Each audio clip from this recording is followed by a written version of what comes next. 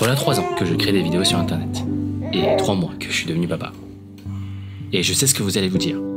Moi je suis venu pour le dernier iPhone, qu'est-ce qu'il me parle de sa paternité celui-là? D'ailleurs, la plupart des gens ont déjà quitté la vidéo à ce stade. Et bah justement, ça me fatigue de jouer ce jeu.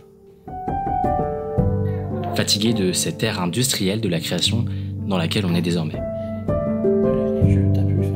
J'ai envie de remettre du sens et de la spontanéité dans ce que je fais, plus de lenteur, plus d'authenticité, plus de vrai. On a troqué la création pour la production et j'en ai marre. Marre de devoir vous forcer à rester et d'être déçu quand j'y arrive pas. Alors j'ai pris une décision. Celle de créer comme si je débutais. Et de galérer comme un amateur le fait. Ou comme un papa galère avec son écharpe de portage. Bienvenue dans ce nouvel arc de ma vie.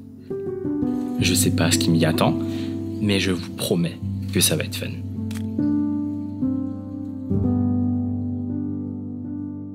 Salut tout le monde, j'espère que vous allez bien. Il est beaucoup trop tôt pour se filmer, pour vlogger de bon matin, mais bon, j'ai pris une résolution et c'est aussi pour ça que j'ai commandé ce que vous avez vu dans le titre, un iPhone. C'est que j'ai envie de lancer un nouvel art créatif sur cette chaîne YouTube et vous filmer un peu mon quotidien de façon beaucoup plus spontanée, beaucoup plus authentique.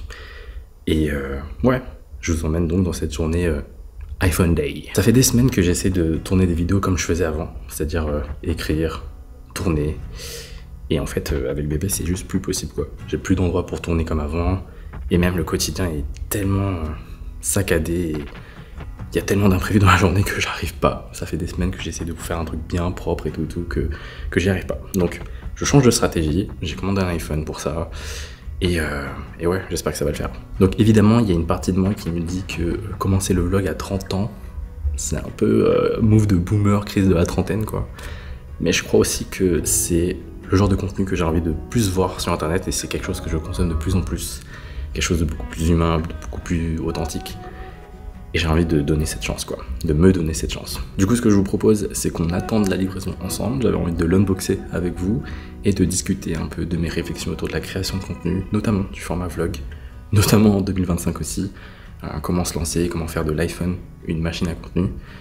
Ça fait des semaines que je ponce toutes les vidéos, je connais toutes les caractéristiques de la machine et donc j'ai hâte de l'avoir en main et de le tester. Donc c'est ce qu'on va voir aujourd'hui et on est parti.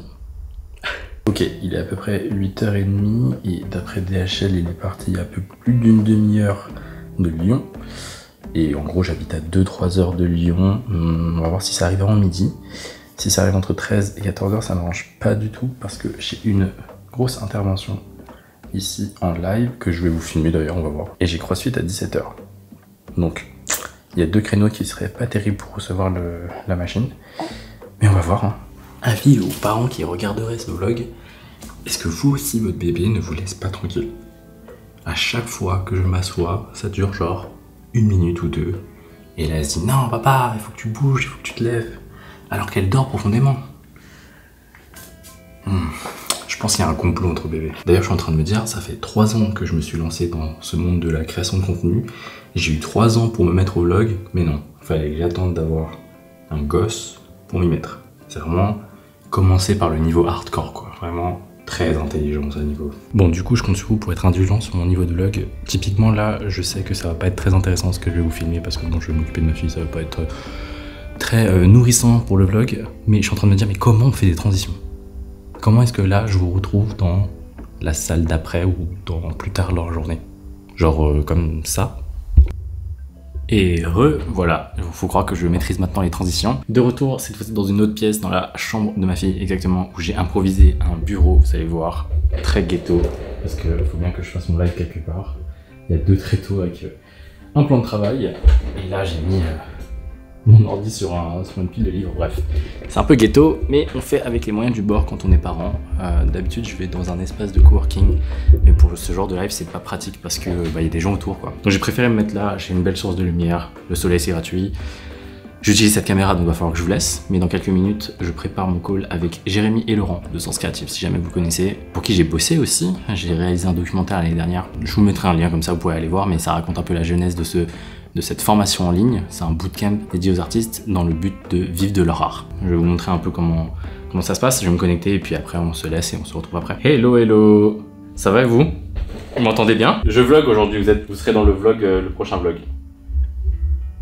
Yeah. Ce qui est fort aussi, et que j'avais envie d'aborder avec toi, quand on devient parent, en tout cas pour la première fois, c'est que sans qu'on s'en rende compte, on se prend une grosse leçon dans la tronche.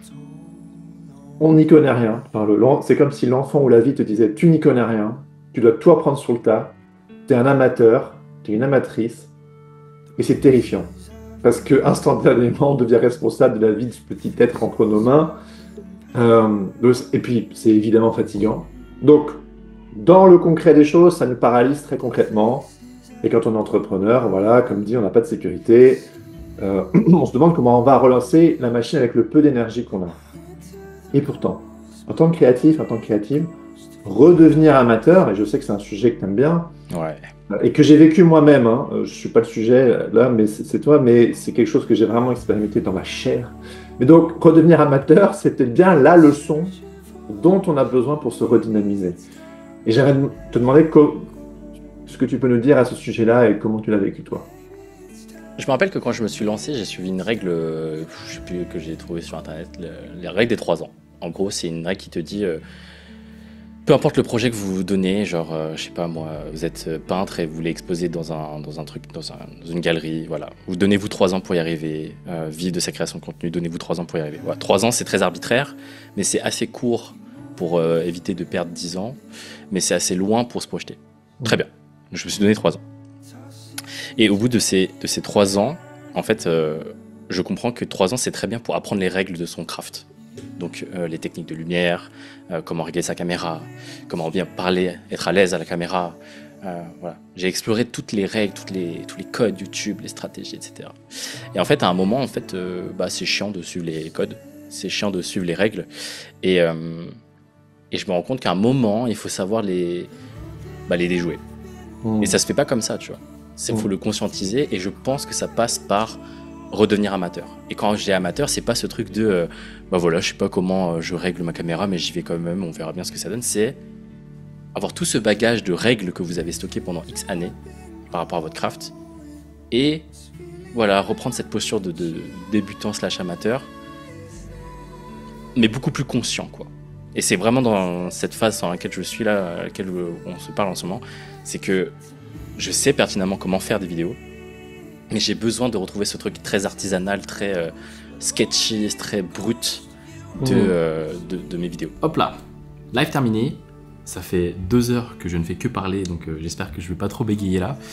C'était trop chouette. Petite intervention d'1 heure et demie, 2 heures là pour parler de choses liées à la création, notamment des crises créatives, d'organisation, tout ce qui a touché de près ou de loin ma vie créative, notamment le fait que je sois devenu papa récemment. Donc c'était très fluide, très simple. J'ai eu des bons retours, donc je suis très content. Mais chose importante concernant cette vidéo, c'est que j'ai reçu un colis pendant le live. Donc je vais prendre le temps de ranger, on va enlever tout ça. Et on va se faire un bel unboxing. Donc à tout de suite.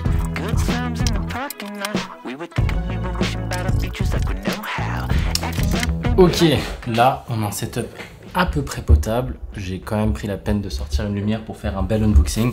Je sais pas du tout ce que ça va donner, c'est la première fois que je fais ça, mais il était temps. Il était temps que je déballe ça avec vous. Punaise. Il est énorme. Voilà la bête. iPhone 17 Pro Max, couleur silver, parce que c'est la seule couleur qui va bien finalement. Pourquoi? Parce que le orange, c'est vraiment, c'est la couleur... T'as vu, j'ai le dernier iPhone, donc c'était mort, c'est pas du tout dans ma personnalité. Bien que, contrairement à ce qui se dit, moi je trouve qu'elle est très jolie cette couleur. Et la bleue, de base, c'était ce que je voulais, la bleue. Mais j'ai vu les histoires de rayures là, je me suis dit ok bon, laisse tomber, on va aller sur la valeur sûre. Et en plus, j'ai pris une coque en noir, très classique. Très classique, je vais pas vous mentir. Au départ, je me disais que ça faisait un peu plat, un peu fade. Mais en fait, il y a moyen de s'amuser sur les coques. Donc voilà, on déballe ça ensemble. C'est toujours une expérience d'ouvrir un iPhone. Moi, faut savoir que c'est le 2e de ma vie. Hein. L'ancien, d'ailleurs, je sais pas où il est. Bougez pas, je vous l'amène. Vous allez comprendre pourquoi j'ai pris un nouvel iPhone. Regardez seulement, moi je viens de cet iPhone, comme beaucoup de gens, l'iPhone 11 rouge, il était magnifique quand il est sorti. Bon, il l'est toujours, hein. Mais regardez. Voilà, j'ai quelques pixels morts. Vraiment, ça devenait inutilisable. Je l'ai pété genre en mai, je crois. Et comme je sais qu'il faut jamais acheter un téléphone de chez Apple, notamment entre mars et septembre, voire février et septembre, et j'ai patienté comme ça. J'aurais pu faire réparer l'écran, mais je me suis dit que l'argent que j'allais mettre dans la réparation de l'écran, j'aurais pu le mettre là-dedans. Et c'est exactement ce que j'ai fait. Nice. Et là, on fait les choses bien, on ne le fait pas tomber. Ah ouais. C'est la première fois que je le vois. Je l'ai vu que sur image, je l'ai jamais vu en vrai, ni même en magasin. Il est magnifique. Je sais pas si vous voyez. Incroyable. Je sais pas à quel point vous voyez avec la couleur. Il y a beaucoup de gens qui disent qu'il est moche parce qu'il a changé de design, parce que l'iPhone 15 Pro et le 16 Pro, il était en verre, en titane, c'était beaucoup plus premium. Alors oui, sûrement. Mais encore une fois, moi je viens de l'iPhone 11. Donc je n'ai pas de comparatif. Pour moi, il est magnifique. Et ce double tone là, en fait, il y a beaucoup de gens qui se plaignent du fait que la partie en verre soit blanche, frosted white là, par rapport au gris de l'aluminium. Moi, je trouve que ça rend plutôt bien. Donc je vais laisser ça ici. Je vais de suite le mettre sous coque. À la base, je voulais vous montrer quelques accessoires. Je vais les amener, je pense. Techwoven de chez Apple. J'ai toujours été de ceux qui pensaient que les coques de chez Apple étaient beaucoup trop chères. Mais en fait, quand tu lâches 1500 balles dans un téléphone, je pense que t'es pas à ça près. Je voulais un truc officiel, propre, très beau. Et je trouvais pas de belles coques autres que celle-ci pour l'instant. Parce que les autres coques que j'ai en tête, elles sont beaucoup plus utilitaires. J'ai notamment celle de Peak Design qui permet de mettre des accessoires qui sont mieux pour la création de contenu. Donc j'ai opté pour ça. Ce que je vais faire avant, c'est que je vais mettre le verre trempé et je vous reprends tout de suite après.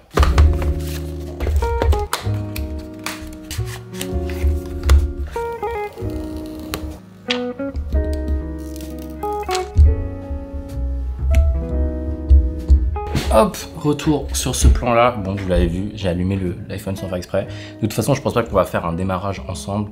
L'idée, c'est juste de déballer les quelques accessoires que vous avez vu que j'ai ramenés et de discuter un peu de comment je compte utiliser ce téléphone pour ma création de contenu. Franchement, il est trop beau. Ça me fait presque bizarre. J'en suis à un point où j'ai peur de l'utiliser, quoi. J'ai l'impression que je suis un peu bas là. Hop là, on va remonter un peu. Et on va ouvrir quelques accessoires. Je vais commencer par ça. C'est un disque dur externe de chez Lexar. Très stylé la petite pouch comme ça là. Et voici le SSD, je crois. Ah ouais, c'est vraiment minuscule. Ça là, c'est 1 Tera les gars. 1 Tera de stockage en plus. Et donc l'idée c'est de venir mettre ça ici et de pouvoir débloquer après le ProRes. Je suis pas sûr que ce soit utile pour tout le monde, mais j'avais envie de le tester, notamment pour me faire plaisir. Je pense qu'on ira le tester. Je crois que j'ai envie d'aller me promener un peu sur Genève. Donc si vous voulez voir un peu les premiers pas d'un petit créateur qui a envie de tester l'iPhone 17 Pro Max dans les conditions réelles, pensez à vous abonner. Ce qui est cool avec cette version, c'est que ça vient avec un petit hub comme ça qui permet soit de recharger son iPhone, soit de mettre des accessoires. Il y a 2 ports USB-C là, 3 en tout, mais dont 1 pour la charge. Et je compte bien mettre un micro dessus. Et on verra par la suite. Ça, c'est pour le SSD, c'est peut-être le moins intéressant. Toujours pas très intéressant, il y a ce petit support pour téléphone de chez SmallRig qui a la particularité d'être Arca Suisse et qui est surtout compatible avec mon gimbal, le RS4. Si jamais je l'utilise, je sais jamais, en prestation. Je suis pas sûr que ce soit très utile, mais je l'ai pris quand même. Dans tous les cas, ça ira sur tous mes trépieds, que ce soit celui-là, le trépied de table, que ce soit le GorillaPod, que ce soit mon grand trépied. J'avais besoin d'une solution pour pouvoir accrocher rapidement mon iPhone. Moi, j'ai pas du tout confiance encore au MagSafe, donc je préfère utiliser à l'ancienne des bonnes pinces physiques comme ça pour accrocher mon téléphone. Donc, pas besoin de l'unbox. C'est un support pour téléphone. Ce qui va être très intéressant à ce que je voulais discuter avec vous, c'est ça. J'ai pris une coque de chez SmallRig et un adaptateur pour filtre ND que je n'ai pas ramené ici. Bougez pas, magie du montage, je ramène les filtres. Hop là, comme ça on a le combo entier. Voilà, c'est ce triptyque là que je me suis pris de chez SmallRig. Je voulais vraiment déballer ça parce que déjà c'est quali ça.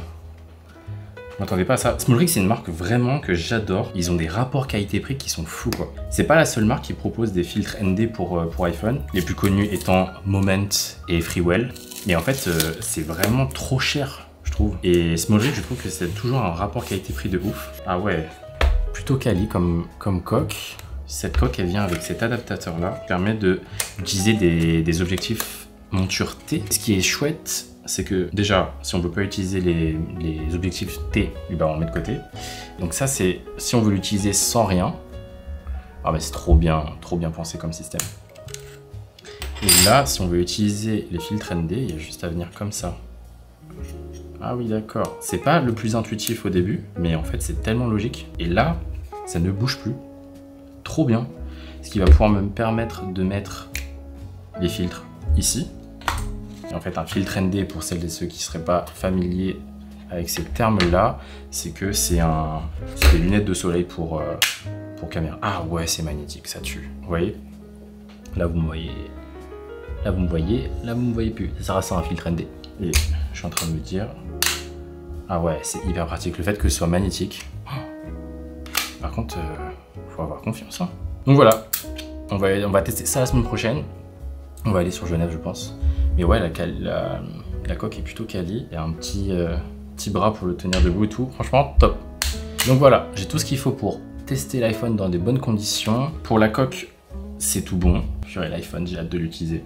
Encore une fois, je pense que je vais pas faire le démarrage avec vous parce que c'est pas le plus intéressant. C'est pas une chaîne tech ici, c'est une chaîne adressée aux créateurs de contenu, entrepreneurs, créatifs, qui veulent créer plus de contenu. Et du coup, j'avais envie de parler de pourquoi ça peut être intéressant d'investir une telle somme dans cette machine à contenu. Moi, ça fait 3 ans que je me suis lancé en création de contenu et j'ai acheté ce Sony A7 III il y a 3 ans. Et je me rappelle à quel point je tombais amoureux de ma caméra au fur et à mesure que je l'utilisais. Et là, je sens que ça s'essouffle au bout de 3 ans, quoi. Ma caméra, je la connais par cœur. Ça fait des mois et des mois, je me dis, ah, j'aimerais bien une caméra B, etc., etc. Et au-delà du fait que mon iPhone 11 il ressemble à ça et que j'avais très besoin d'un téléphone, et j'ai fait le choix de prendre un téléphone certes, mais aussi une caméra, quoi. J'ai fort espoir que ça m'aide dans ma création de contenu, que ça améliore mon workflow. Et j'ai beaucoup réfléchi sur cette question de est-ce que tu as besoin d'investir autant pour créer? Et le discours de base, c'est toujours bah non, j'ai déjà une caméra, j'ai tout ce qu'il faut, etc. Sauf que en y réfléchissant, et notamment depuis que je suis papa, je me rends compte à quel point il y a beaucoup de friction dans la création de contenu et à quel point en fait j'ai besoin de renouveler ma création. Et c'est pour ça que je fais ainsi un vlog assez artisanal, assez brut. Voilà, c'est pour ça que j'hésite autant et que c'est pas du tout dans mon style de création de contenu. D'habitude, j'écris, je travaille le mot, je fais des rimes, etc. pour vraiment, je m'éclate à l'écriture. Là, j'ai rien écrit. Ça fait partie de ce besoin de renouveler ma création, quoi. Et j'espère bien qu'avec cet outil-là, je puisse revenir un peu plus sur les réseaux et publier un peu plus. Moralité, quand vous voulez vous acheter un outil pour mieux créer ou plus créer, faut vraiment vous demander est-ce que je peux faire sans? Déjà, la première chose. Et ne pas succomber dans ce consumérisme parce qu'on voit très bien en fait tous les créateurs que je suis et toutes les vidéos que je vois sur YouTube notamment, ils comparent l'iPhone 15, l'iPhone 16 à ça.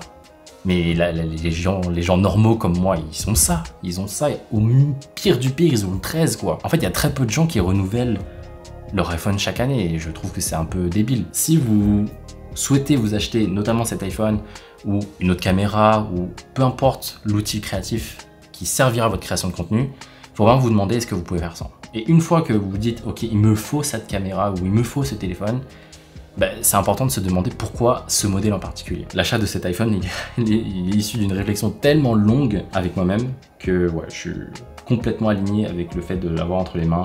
Je suis trop chaud de l'utiliser, de voir ce que je suis capable de faire avec. Encore une fois, comme on dit dans les métiers de la vidéo, c'est pas la caméra qui fait la qualité de l'image, c'est le vidéaste, c'est celui qui la tient. Donc si ça vous permet de mieux créer, d'apprendre et de publier, de vous mettre en mouvement, allez-y à fond. Je suis sûr que c'est un super outil, j'ai hâte de le tester. Mais si c'est juste pour faire comme tout le monde, suivre la mode et toujours être dans cette peur de publier ou de créer, je suis pas sûr que ce soit la bonne solution, quoi. C'est pas parce que vous achetez quelque chose que ça va débloquer la créativité. Ça peut, dans mon cas je pense que ça va le faire, mais il faut bien réfléchir à tout ça, quoi. Acheter en conscience, c'est toujours important. Ainsi s'achève mon vlog de la journée. J'espère que ça vous aura plu. Je sais pas du tout ce que ça va donner au montage, j'espère que je vais réussir à dynamiser tout ça avec des jolis plans et des jolies musiques, j'en sais rien, un rythme assez sympa. Merci d'avoir suivi ce premier vlog. Et puis on se retrouve la semaine prochaine ou dans 10-15 jours, je sais pas, ça dépend à quel rythme je vais pouvoir travailler. En tout cas, je sens que je vais aller dehors pour tester tout ça et faire de belles vidéos avec l'iPhone et vous dire si ça vaut la peine d'investir là-dedans ou acheter une autre caméra, c'est mieux. On se retrouve très vite sur la chaîne. C'était Nico.